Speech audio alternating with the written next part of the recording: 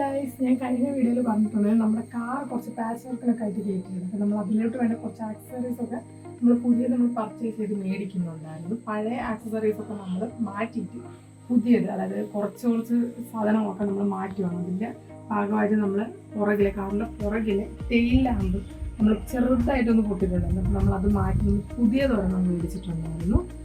അതിൻ്റെ അൺബോക്സിംഗ് ആണ് നമ്മൾ ഇന്ന് കാണിക്കാൻ പോകുന്നത്.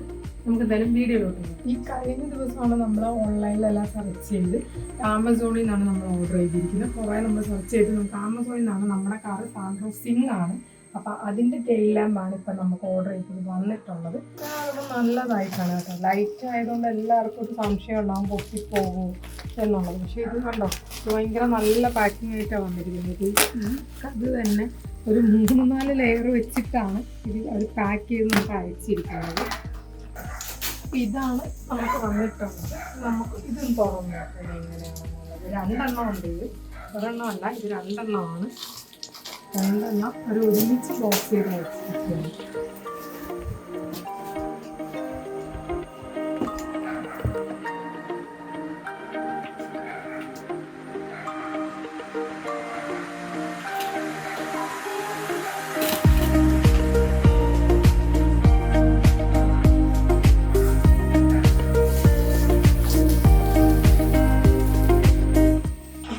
നമ്മൾ പുതിയതായിട്ട് ഓർഡർ ചെയ്ത് സാൻഡ്രോ സിംഗിൻ്റെ ടെയിൽ ലാമ്പ്.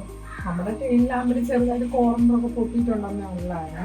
അപ്പോൾ നമ്മൾ പുതിയതായിട്ട് വണ്ടി നമ്മൾ നന്നായിട്ട് ഈ പെയിൻ്റൊക്കെ ചെയ്ത് പാച്ച് വർക്കൊക്കെ മാറ്റി നമ്മൾ പുതിയതാക്കി ഇറക്കുമെന്ന്. അപ്പോൾ അത് കാരണം നമ്മൾ എല്ലാം പൊട്ടിയതെല്ലാം മാറ്റി പുതിയതാക്കാം എന്ന് വിചാരിച്ചിട്ടാണ് നമ്മളത് ചേഞ്ച് ചെയ്യുന്നത്. പക്ഷേ ഇത് കൊള്ളായിട്ട് നല്ലതാണ്.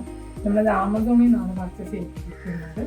ഇതിൻ്റെ ലിങ്കും ഡീറ്റെയിൽസൊക്കെ ഞാൻ ഡിസ്ക്രിപ്ഷനിൽ കൊടുത്തേക്കാം. ആർക്കെങ്കിലും ആവശ്യമുണ്ടെങ്കിൽ മേടിക്കാനും. ഇതെന്തായാലും നല്ലതാണ്.